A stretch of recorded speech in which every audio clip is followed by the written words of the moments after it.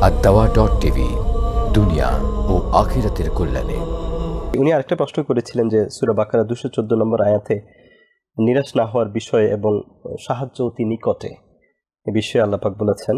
তো উনি যেটা বলছেন যে বর্তমান সময়ে বিভিন্ন জায়গায় মুসলমানরা নির্যাতিত নিষ্পেষিত হচ্ছে, বিশেষ করে আলেম ওলামাদের উপরে নির্যাতন চলছে। তো কবে এই সাহায্য আল্লাহ পাকের এই ওয়াদাটা কবে? আসলে ব্যাপার হলো আমরা অতীতে সাহায্য পেয়েছি। জি, অতীতে সাহায্য পেয়েছি।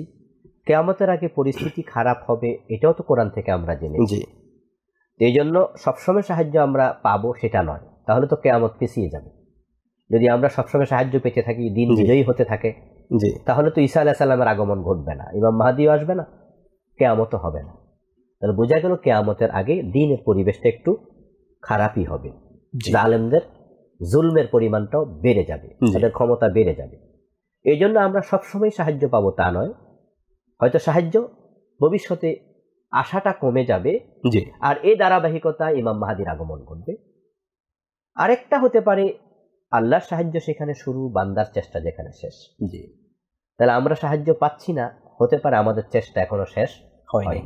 এই জন্য সাহায্য পাওয়ার উপযুক্ত হয়ে নিজকে তৈরি করতে হবে। আল্লাহ সাহায্য আসবে যদি আমরা উপযুক্ত হই, কিন্তু আমরা তো মাঠ ছেড়ে দিয়েছি, আমরা ঘরের কোনায় ঢুকে গেছি। ঘরের কোনায় ঢুকলে সাহায্য আসে না। এই জন্য বিশ্বনবীর কাছে সাহায্য এসেছে বদরের যুদ্ধে যাওয়ার পরে। রাসূল সাল্লাল্লাহু আলাইহি সাল্লাম ময়দানে না গিয়ে মসজিদে নববীর কোনায় ঢুকে দোয়া করতে পারতেন, তিনি তা করেননি। এই জন্য সাহায্য পাওয়ার জন্য ময়দানে যেতে হবে, কাজ করতে হবে। এটা একটা হতে পারে।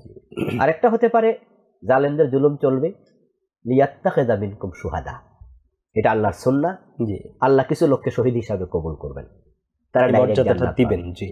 জালেমরা জুলুম করবে, কিছু লোক জেলখানা গিয়ে মাইর খাবে, পচবে, আল্লাহ কবিরা গুনাহগুলো ক্ষমা করে দেবেন। জালেমরা জুলুম বাড়াইয়া দেবে, কিয়ামত অতি নিকটে আসবে। এই অবস্থা চলতে থাকবে।